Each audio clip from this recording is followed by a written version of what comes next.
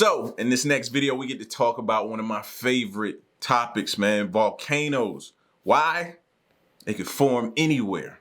They're unpredictable and deadly as I don't know what, bro. They're just super intriguing to me. They are. They are. They've been since I was a kid. But this video here, man, is the largest volcano ever is about to crack open the earth. All right. So we're going to get into it. If you're new, you know what to do. Hit that subscribe button. Join the fam. Let's check this out. This restless Yellowstone caldera is truly living, breathing. Every once in a while, it burps.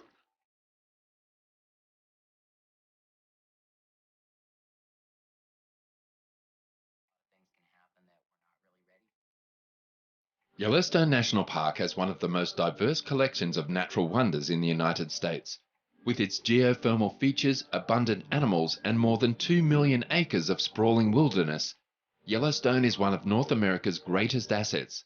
However, one of most dangerous assets, let's say that. Greatest asset, yes, but most dangerous too. Wilderness. Yellowstone is one of North America's greatest assets.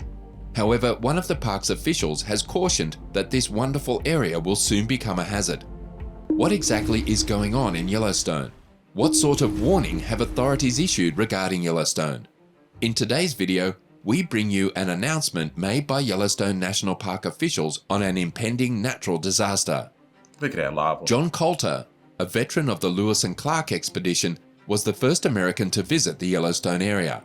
Interestingly, after returning home after years in the woods, Coulter began to tell others about the area's extraordinary geothermic activity, but few believed his fantastic claims and mocked the place, dubbing it Coulter's Hell. It's obvious to see why some were I don't know why, but that name seems fitting. At least the last part of it does. Mocked the place, dubbing it Coulter's Hell. It's obvious to see why some were highly skeptical. The region seemed too good to be true. For instance, did you know Yellowstone has its own canyon similar to the one in Arizona?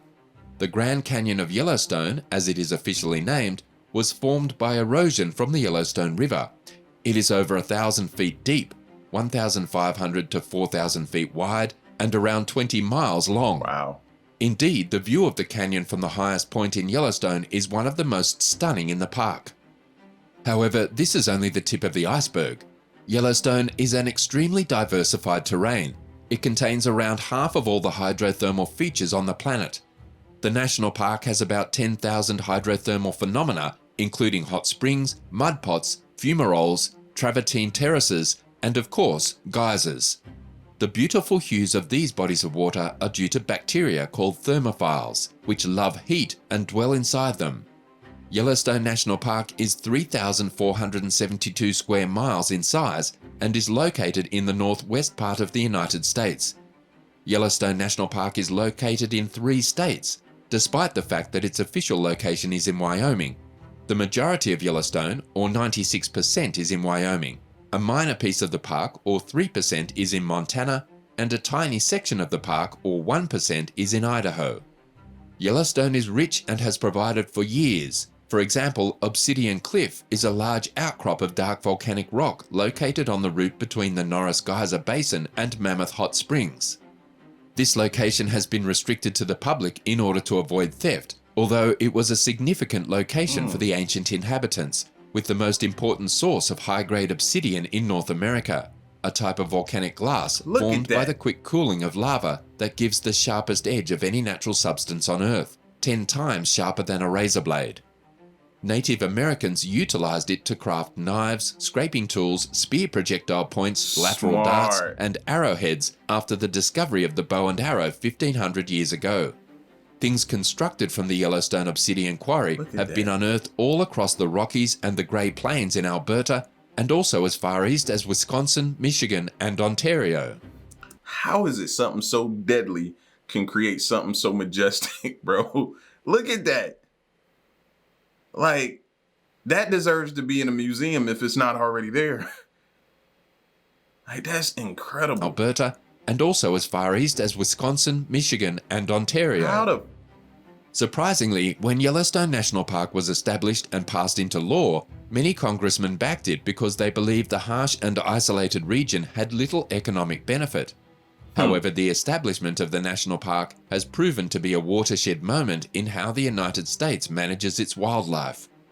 Animals such as grizzly bears, wolves, lynx, foxes, moose, and elk can be found here. But don't be fooled by their good looks. These creatures are wild and should not be approached for your own safety. According to park laws, you must stay at least 100 yards away from bears and wolves, and at least 25 yards away from other large creatures. Oh, you ain't gotta tell me that, bro. I'm gonna do that regardless. You know what I mean? When I went to, Gatlinburg, Tennessee? Yeah, man. Every time I stepped outside of the cabin we stayed in, I looked right, I looked left, stood there for a minute just to make sure there wasn't no bears around, man. I was not playing about them bears, bro. So they ain't gotta worry about me staying 100 yards away. Away from bears and wolves, and at least 25 yards away from other large creatures. However, there is something considerably more hazardous in Yellowstone that you can't even outrun when it comes after you: the volcano. Yellowstone is a volcanic region, so don't be fooled by its awe-inspiring beauty. A massive reservoir of hot lava 5 miles deep lurks beneath the park, fueled by a massive plume of molten rock pouring up from hundreds of miles below. Remember the hot springs and geysers we described earlier? The heat has to come from someplace, and the source is molten rock. As the magma rises into the chamber and cools, the ground above rises and lowers on a regular basis. Yellowstone's volcano is so powerful that scientists refer to it as a supervolcano. It is capable of super eruptions, which are the largest eruptions imaginable. They have the... And y'all think we safe over here on the East Coast? Or those of you who are on the East Coast? We not. That's just how massively powerful Yellowstone is, bro. We not safe over here. Potential to do significant damage. A super eruption is defined as anything with a magnitude of 8 or higher on the volcanic explosivity index, in which at least 1,000 cubic kilometers, 240 cubic miles of material is ejected. This is enough material to bury Texas 5 feet deep. These super eruptions are thousands of times more powerful than even... Wait, I ain't never heard it put that way. I gotta hear that again. Certain stats you just gotta hear again. Replay. Miles of material is ejected. This is enough material to bury Texas 5 feet deep. These super eruptions are thousands of times more powerful than even the most powerful eruptions we've seen in the past. Magma, or molten rock from beneath the Earth's crust, is near to the surface in the Yellowstone area. This relatively shallow body of magma is the result of heat convection occurring in the mantle. As plumes of magma ascend through the mantle, they melt rocks in the crust and create magma reservoirs that are composed of partially molten and partially solid rock. Mantle plumes transport the heat from the mantle to the crust, resulting in hotspot volcanism. As tectonic plates move over hotspots, they leave a path of volcanic activity. Over the last 16.5 million years, as the North American plate migrated westward, a hotspot that today lies beneath the greater Yellowstone area pushed the volcanic deposits across Idaho's Snake River Plain. While you may enjoy your visit to Yellowstone today, the huge volcano beneath it has erupted violently 3 times in the past, dooming any organism unlucky enough to be close. Let me tell y'all my thoughts on it, right? Because a lot of people visit Yellowstone, but I'm just like, yo, it'd be the one time I'd be like, you know what?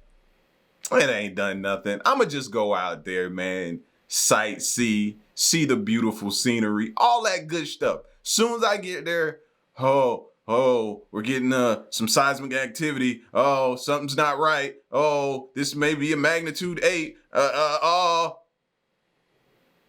I just feel like that. So for that reason, I'll continue to watch videos on it and everything about Yellowstone, bro. I just feel like it'd be my luck. And no thank you. 3 times in the past, dooming any organism unlucky enough to be close. The first occurred 2.1 million years ago and was one of the largest known to humans. It covered 5,790 square miles, with ash reaching Missouri. The entire volume of volcanic material emitted is predicted to be 6,000 times that of the Mount St. Helens eruption in Washington in 1980. Around 1.3 million years ago, the second eruption occurred on the western end of the caldera established by the first. The third and most recent one occurred 664,000 years ago, and it ejected so much material that it formed a 34-mile by 50-mile hole in the ground known today as Yellowstone Caldera.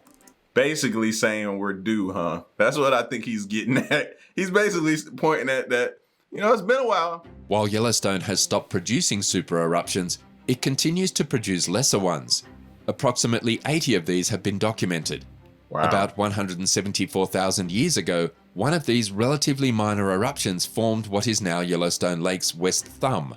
Huge lava flows of viscous rhyolitic lava and less luminous basal lava flows partially flooded the caldera floor and adjacent landscape during and after these violent eruptions.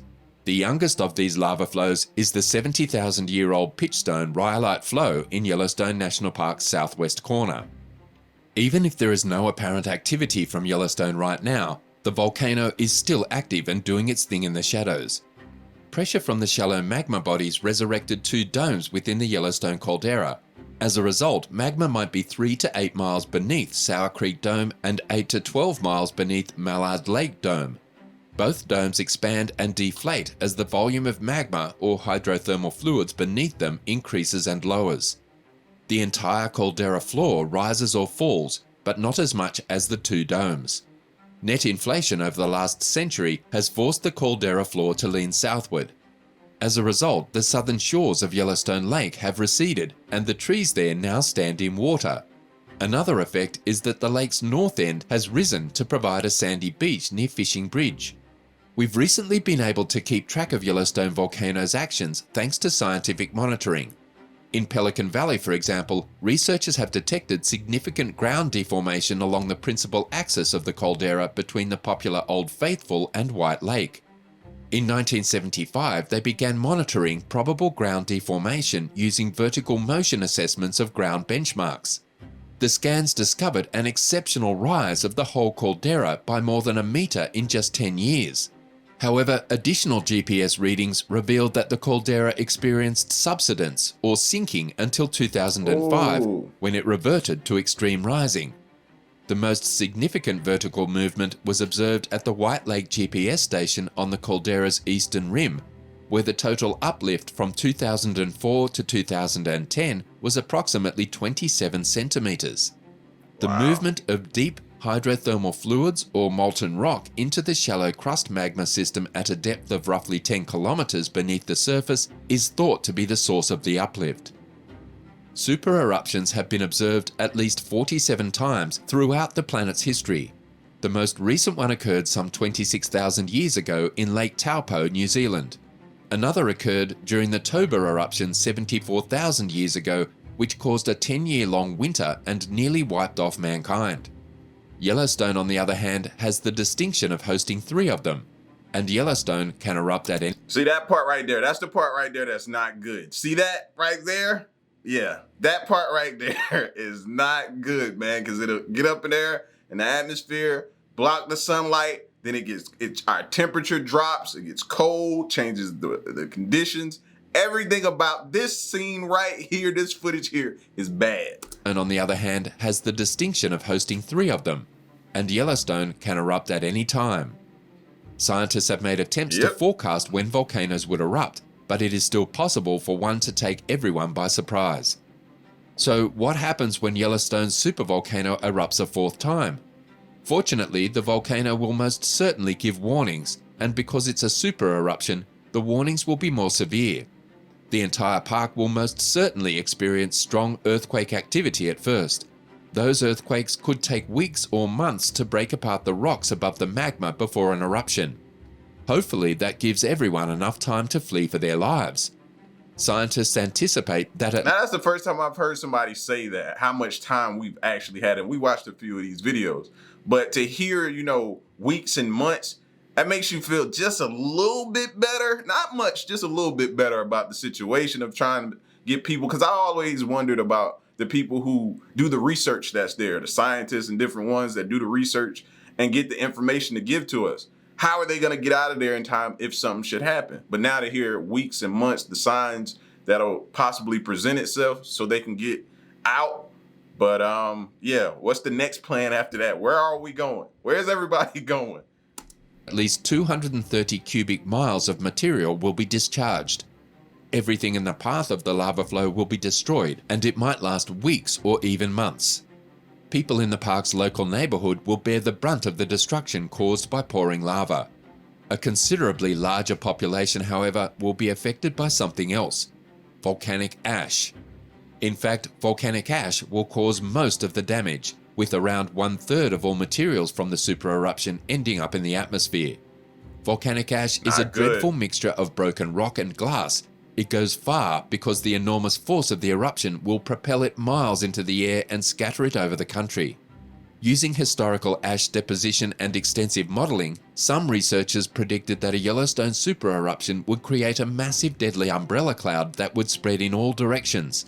It would bury the region in up to 3 feet of ash, wreaking havoc on places like Wyoming, Idaho, Colorado, Montana, and Utah.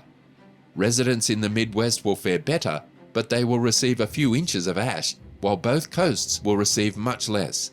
The precise distribution would be determined on the time and weather patterns.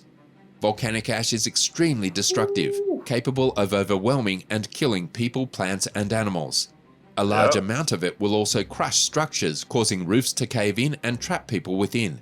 Even a few inches of ash, as much of the country is prone to, means calamity. It has the potential to ruin crops, impede roads, and create major respiratory problems. Sewer systems can become clogged and power transformers can be damaged. Flying would be impossible because much of North America's airspace would be closed off. It would be impossible to maintain a necessary supply of aids, and relief personnel would be unable to move about the country.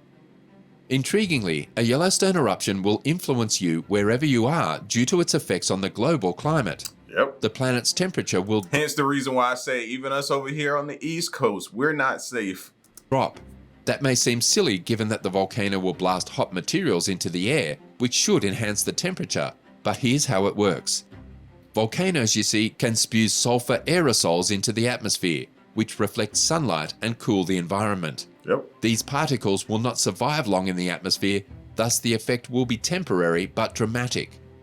When Mount Pinatubo erupted in 1991, for example, the Earth cooled around 1 degree Celsius for a few years. A Yellowstone eruption is many orders of magnitude larger than this one. Therefore, you can probably imagine the impact that it will have on the climate. Let us know what you think in the comment section below. I think it's fascinating. Again, like I said at the beginning, bro, I'm so intrigued by it, but it is certainly and most certainly deadly.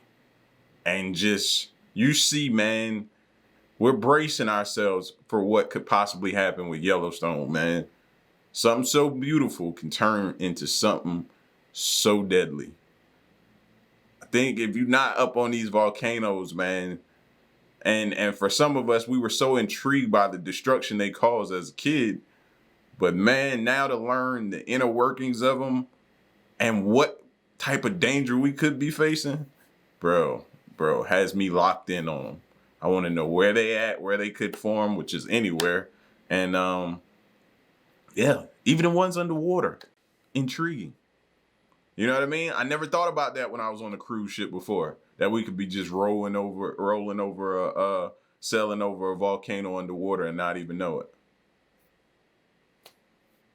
Live your life to the fullest, man. Each day counts. Y'all get at me in the comment section. Let me know what you think. And stick around and stay tuned. The next one, I'm gone. Peace.